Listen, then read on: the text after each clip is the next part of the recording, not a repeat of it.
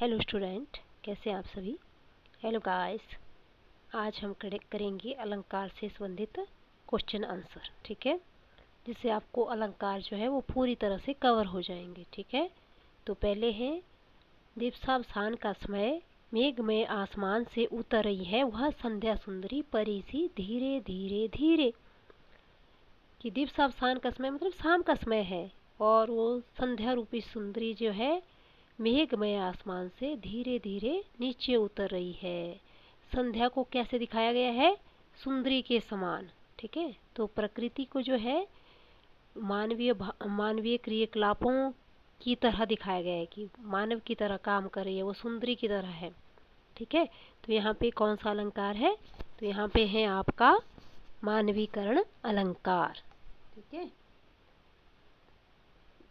तो ये है मानवीकरण अलंकार। आगे है तीन बेर खाती थी वे तीन बेर खाती है, में कौन सा अलंकार है? ये है आपका कौन सा अलंकार हो गया? यमक। यमक में मैंने आपको बताया था कि एक बेर का अर्थ है फल और एक बेर का अर्थ है समय, कि तीन समय में वह तीन ही फल खाती है। ठीक है, तो यहाँ पे आपका कौन सा अलंकार हो जाएगा? यमक। जहाँ एक ही शब्द दो या तीन या चार बार जितनी बार प्रयुक्त हो, हर बार उसका अर्थ जो है दो या दो से अधिक बार प्रयुक्त हो और हर बार उसका अर्थ अलग होता है, वहाँ पे आपका कौन सा अलंकार होता है? यमक अलंकार होता है। आगे है अब अली रही गुलाब में अप्त कटीली डार, में कौन सा अलंकार है? अब अली रही गुलाब में। ठीक है, तो इसमें है आपका अन्ययुक्ति अलंकार। अन्य के द्वारा कही गई युक्ति है ये, इसलिए इसमें अन्ययुक्ति अलंकार है। ठीक है, अति मलिन वृषभानु कुमारी अधोमुख रहती ऊर्ध नहीं चितवत ज्यों गत हारे थकित जुआरी छूटे चिहुर बदन कुम्हिलानो ज्यों नलिन हिम कर की मारी। इसमें कौन सा अलंकार है आपका? देखो, अनुप्रास में क्या होता है? एक ही वर्ण की बार बार आवृत्ति होती है, तो ये अनुप्रास नहीं है। उत्प्रेक्षा में आपका क्या होता है? ज्यों भी आता है, लेकिन इसमें ज्यों त्यों तो आएगा उत्प्रेक्षा में। ठीक है, लेकिन इसमें क्या है? इसमें उपमा की गई है। किसकी? वृषभानु कुमारी कौन हुई? सीता माता। ठीक है, तो उसकी उपमा जो है दूसरे अन्य चीज़ों से की गई है, तो यहाँ पे आपका क्या होगा? उपमा अलंकार होगा।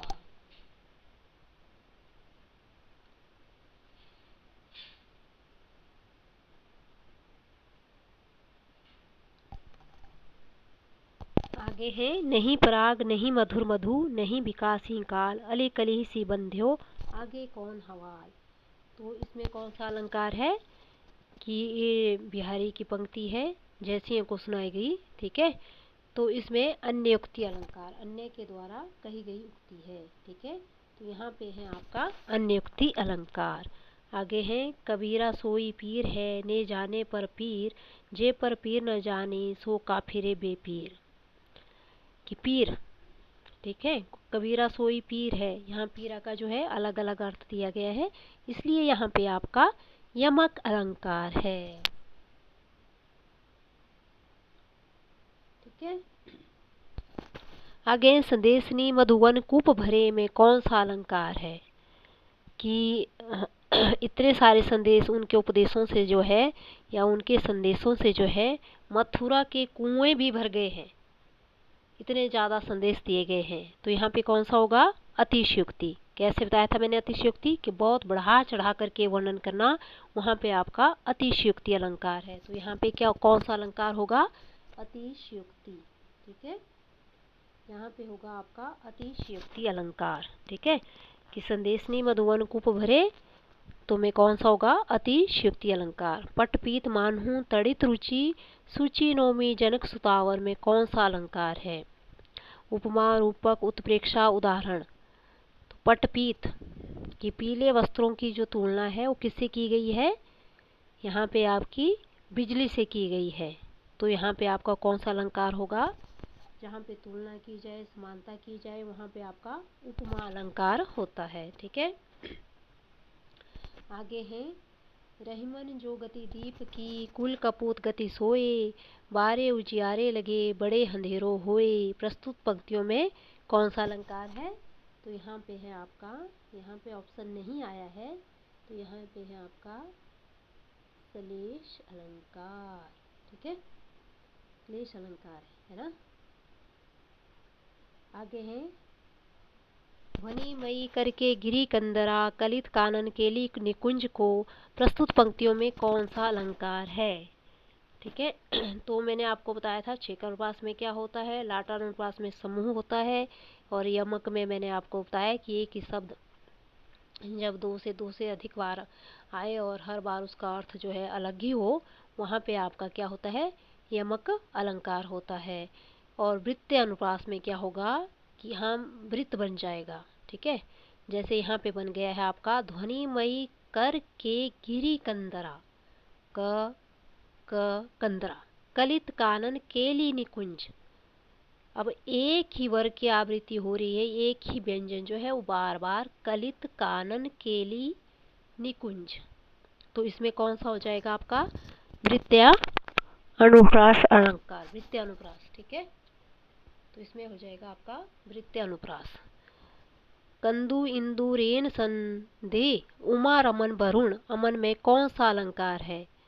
कंदु इंदु संदेह श्लेष उपमा अनुप्रास रूपक, तो इसमें कौन सा अलंकार है, कंदु इंदु, इसमें है आपका उपमा अलंकार।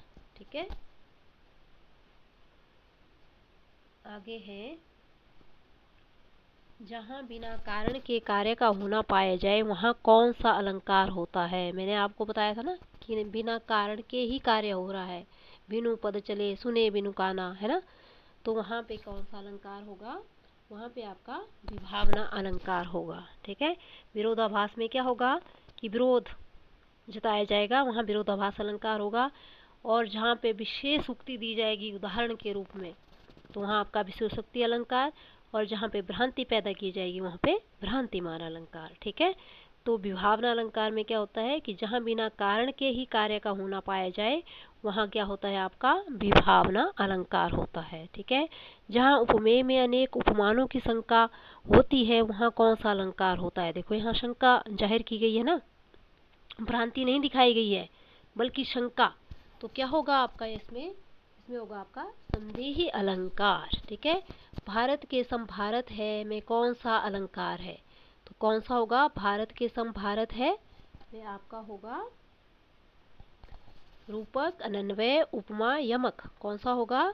इसमें मैंने आपको कल ही पढ़ाया था ये अलंकार कि भारत के सम भारत है, तो इसमें कौन सा अलंकार है आपका अनन्वय अलंकार, कि भारत के समान ही भारत है।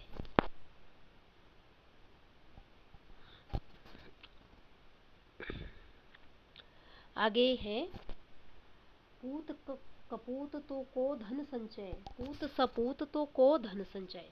यदि पूत जो है कपूत है तो भी हमें धन का संचय नहीं करना चाहिए, अगर पूत जो है वो अच्छा है तो भी धन संचय करने की क्या जरूरत है, वो खुद कमा लेगा, है ना। तो इसमें जो है वो कौन सा अलंकार है, तो मैंने आपको बता दिया था वृत्तीय अनुप्रास में वृत्त होगा, लाट अनुप्रास में समूह होगा। ठीक है, तो इसमें समूह आ गए ना, देखो पूत कपूत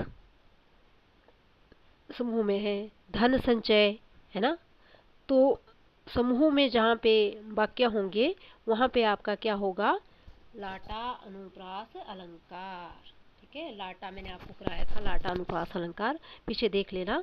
ठीक है, उस तपस्वी से लंबे थे देवदार दो चार खड़े, इस पंक्ति में कौन सा अलंकार है, अनुप्रास तो नहीं है, अनुप्रास तो आपको पता है एक ही वर्ण की बार बार आवृत्ति होगी। प्रतीप, प्रतीप जो है वो उपमा का उल्टा होता है, तो यहाँ उपमा से उल्टा ही बताया गया है कि वो तपस्वी को कम बताया गया कि वो उस तपस्वी से भी ज़्यादा लंबे थे, कौन, देवदार।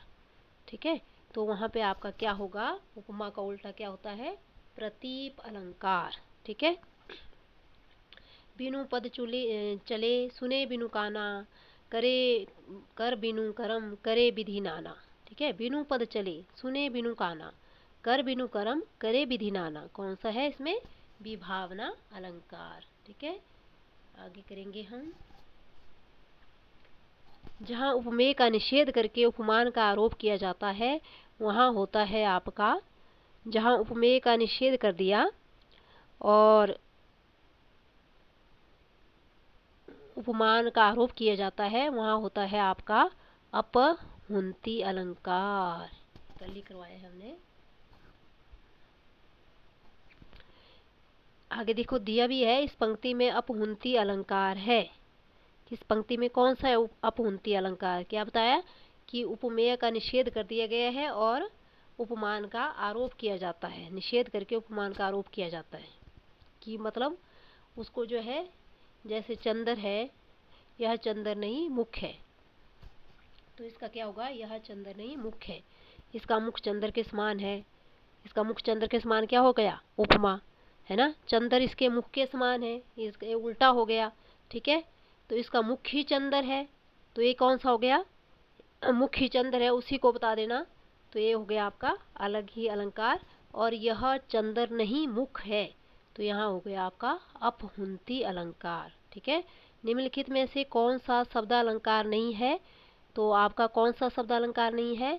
देखो मैंने आपको शब्द अलंकार करवा दिए थे, उसमें आपका आता है उपमा नहीं सॉरी वक्रोक्ति, ठीक है, विप्सा और यमक और श्लेष। ठीक है, तो इसमें कौन सा शब्द अलंकार नहीं है?